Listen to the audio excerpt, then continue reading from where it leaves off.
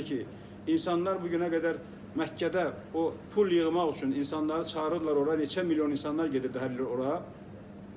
Mən istədim ki, bütün dünya bilsin ki, oraya onların getməsi üçün onların heç bir mənfəəti, heç bir xeyri yoxdur onlara, heç bir savabı da yoxdur onlara.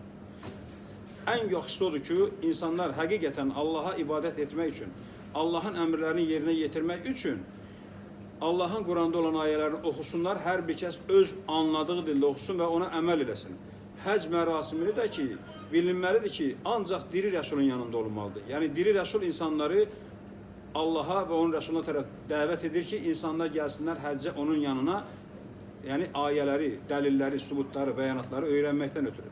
Mən də bugünkü gün bizlərə qismət oldu ki, bu neçə əsrlərdə Azərbaycanda belə bir şey olmamışdı. Ancaq baxmayaraq ki, mən neçə vaxt bundan qabaq qalmışdım. Ancaq Allahdan mənə 7-8 ay bundan öncə gəldi ki, Allahdan gələn vəhiylə, artıq sən Azərbaycanda o həc mərasimini yarat. Bu bütün dünyada olan insanlar gəlsinlər sənin yanına, dini öyrənmək üçün, ayələri, bəyanatları öyrənmək üçün. Çünki insanların Qurandan xəbərləri yoxdur. Və mən də bir ay bundan öncə də, yəqin ki, qulaq astınız, dinlədiniz, deputatımız da qalxdı dedi ki, bəli, Kəbəni Azərbaycanda, hətta Naxçıvan adını çəkdi Naxçıvanda. Naxçıvan ehtiyac yoxdur.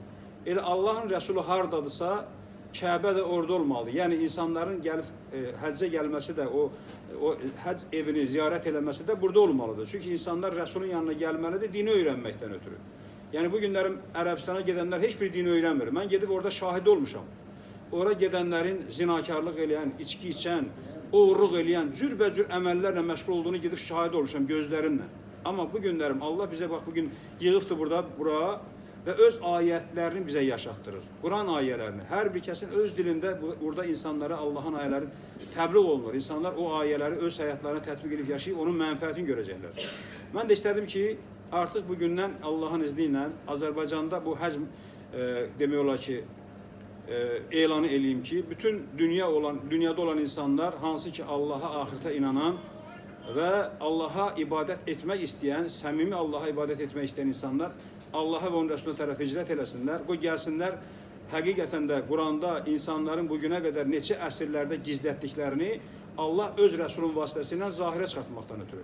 Yenə deyirəm, bu günlərim o batində olan, yəni insanların gizlətdiklərindən odur ki, büyüne qədər deyirlər ki, Məhəmməd Əleyhisselamdan sonra Rəsul gəlməyəcək. Amma Quranda yüzlərlə ayələrdə Allah hər bir dövrdə, hər bir zamanda və hər bir xalqın öz içərisindən Rəsulların gəldiyini insanlara Allah söylüyor.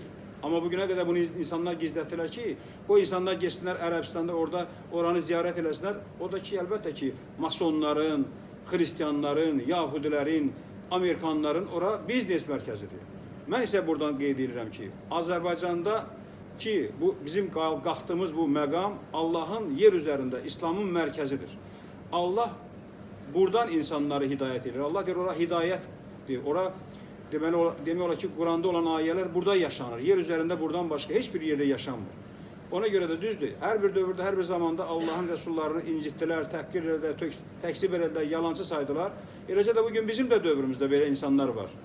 Çünki Allah deyir ki, bu nəzərə çatdıran əvvəlki nəzərə çatdıranlardandır. Və bu kafirlər isə əvvəlki kafirlərdəndir. Yəni, o dövrdə də belə oldu, bu dövrdə də belə oldu. Güya Məhəmməd Əleyhisselam gələndə insanlar onu qəbul edilər mi? Xeyr. Döydülər, söydülər, evlərindən, eşiklərindən didərgin elədilər, qovdular, şəhərlər çıxartdılar. İsa Əleyhisselamı səlbə çəkdilər, Musa Əleyhisselamı öldürmək istədilər, İbrahim Əleyhisselamı oda atdılar. Yəni, sonsuz sayda Allaha şükür olsun ki, Allah Təbarək Təala Quranda 36-cı surənin 30-cu ayəsində buyurur ki, ay həsrət olsun üzərində bəndələrimin. Elə bir rəsul gəlmədi ki, onu inkar eləməyəsiniz. Bəli, əziz qardaşlar, Allah Quranda da deyir ki, əlbəttə bundan qabaq gəldi sizin üçün Yusuf açıq aydın dəlillərlə, bəyanatlarla. Nə ilə ki, o gəlmişdi, ona şəkk etməyi tərk etmədiniz. Onda ki, Yusuf vəfat etdi, dediniz ki, Yusufdan sonra bir də rəsul gəlməyəcək, Yusuf axırıncıdır. Yəni, bu hər bir dövrdə, hər bir zamanda rəsullar gələndə qəbul eləmədilər, öləndən sonra qəbul edilər. Bax, bugün də Allah Təbarək Təala bizim xalqımızın, millətimizin içərisindən rəsul qaldırır ki, insanları həqiqi Allahın ayələri ilə Allaha təslim olmaq üçün və ömrümüzün bu qalan hissəsini də Allaha xatir yaşayıb, Allaha təslim olan halda başa vurmağımızı Allah istədi. Çünki Allah Təbarək Təala Quranda bizə Quranda olan ayələrlə öyrədir ki, Allah bu xalqımızı, bu millətimizi, bu dövlətimizi seçib bütün aləmlər üzərində. Seçib, bizim bu ölkəmiz, bu dövlətimiz seçilmiş dövlətdir. Balaca bir dövlətik, amma bütün dünyanın gözü var burada. Çünki Allah Təbarək Təala öz rəsullarını buradan qaldırır. öz ayətləri burada yaşatdırır. Ona görə də Allaha sonsuz sədəşlər olsun ki, mən də bugündən sonra indi o həcc mərasiminin vaxtları Allah deyir müəyyən vaxtlardadır, müəyyən aylardadır. Onu da Allahın Rəsulu təyin edir. Bu ildə bir dəfə olmalı deyil. İnsanlar bunu ildə bir dəfə eləyirlər. Ancaq daha tez-tez eləmək olar bunu və insanlar da Allaha və onun Rəsuluna tərəf hicrət edib gəlib Allahın dinini öyrənib axirətlərini qazana bilərlər.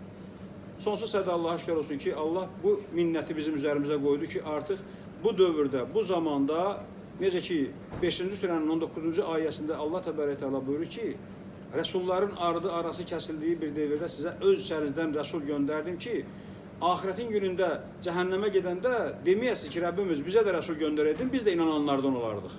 Artıq bizim içərimizdə Allahın Rəsulu var. Yaxşı ki, öz cəmaatımızın, öz millətimizdən var. Sabahlarım o erməninin içindən gəlsəydi, urusun içindən gəlsəydi, başqa bir millətin içindən gəlsəydi, hökmən Allahın qanununa görə biz ona itaət eləməliydik. Yəni, onun Qurandan çıxartdığı hökmlərə itaət eləməliydik. Bugün də öz bu xalqımızın, cəmaatımızın içərisindəndir. Bizdə də Allah, mən deyirəm ki, gəlin mənim sözümə itaət edin. Mənim üzərimə Allahın açıb öyrətdiyi vəhlərə itaət Allaha itaətdir. Çünki Allah deyir, kim Rəsula itaət edərsə, hidayət olunar. Deməli, Rəsula itaət Allaha itaətdir. Allah da deyir ki, ay o kəslər ki, inanırsınız. İtaət edin Allaha və itaət edin Rəsula bir halda ki, eşidirsiniz. Və buradakılar eşidirlər. Olmayın o kəslər kimi ki, dedilər, eşitdik, ancaq onlar eşitmirlər. Yəni, o kəslər kimi olmuyor. Bu günlərim Allah inananların üzərinə minnət qoydu. Öz şərimizdən Rəsulu qaldırır, onlara Allahın ayətləri tilavat edir. Onları paçlayır, onlara bilmədiklərini Qurandan öyrədir Allahın izni ilə. Ancaq halbuki insanlar bunu qəbul eləmək istəmirlər. Allah deyir, hər bir cəmaatın öz Rəsulu var. Rəsul gələndə insanlar arasında insafla hökm olunur və heç kəsə zülm olunmaz. Niyə görə bu insanlar, Rəsul gələndə insanlar atqaz ediblər hər zaman? İmtina ediblər, qəbul eləməyiblər. Çünki şeytan oturub Allahın doğru yolunun üzərində. Şeytan doğru yolda oturur. Şeytanın nə işi var firqələrlə, məzhəblərlə? Çünki onlar hamısı şeytana ibadət edirlər. Amma Allah təbarək təala 17-ci surənin 9-cu ayəsində buyurur ki, ən doğru yola hidayət edən Qurandır. Deməli, ən doğru yola hidayət edən Qurandırsa, deməli, şeytan da oturub ən doğru yolun üzərindəki insanlar Quranla yol getməsinlər. Çünki insanlar Quranla yol geçsələr, o zaman insanlar cənnətə gedəcək. Şeytan da istəmir cənnətə getsinlər. Çünki Allah təbarək təala öyrədi ki, ay o kəslər ki, inanırsınız, qoruyun özünüzü və ailənizi oddan, hansı ki oranın alışığı insanlar və daşlardan ibarətdir. Yəni, biz əgər Allahın ayələri ilə Allaha ibadət eləməsək, bizim hamımız cəhənnəmə gedəcəyik. Şeytan da bunu istəyir. Çünki şeytanı Allah tüstüsüz oddan yarattı. Şeytan da cəhənnəmə getmək üçün, cənnətə getmək üçün, o cəhənnəmə getməlidir. Çünki alov nə qədər çox olsa, o alovdan yaranır. Özü orada şellənəcək, o dincələcək orada. Onun ilə cənnəti cəhənnəmdir. Biz nə qədər alov çox olsa, biz nə qədər orada çox olsa, o şeytan özü üçün orada dincələcək. Ancaq insanların əksəriyyəti bundan xəbəri yoxdur. Şeytana lənət eləyirlər. Da fikirləşmirlər ki, sən Allahın mələyinə lənət eləyirsən. Halbuki o mələk Allahın əmrinə itaət edir. Allah deyir, göylərdə və yerlərdə kim varsa, hamısı Allahın əmrinə itaət edir. Şeytan Quranda deyir ki, mən Allahdan bərk qorxuram. Siz məni lənətləməyin, özünüzü lənət edin. Ancaq müsəlmanlar görsən ki, şeytanı lənət edir. Şeytan nədir? Şeytan ilə hər bir kəsin içindədir. Əslində qalanda o şeytanımızı içimizdəki şeytanla daima mübarizə aparmalıyıq. Ancaq insanların əksəriyyəti, düzdür, bunlar hamısı başqa məna mövzulardır Allahın izindən. Ancaq bugünkü gün bizim mövzumuz əsas bu həc məsələsidir ki, bu həc məsələsində insanlara bunu mənim demək borcum oldu ki, yəni bugündən sonra inşallah yəqin ki, Azərbaycanda və bütün ölkələrdə eşidəcəklər, biləcəklər. İndi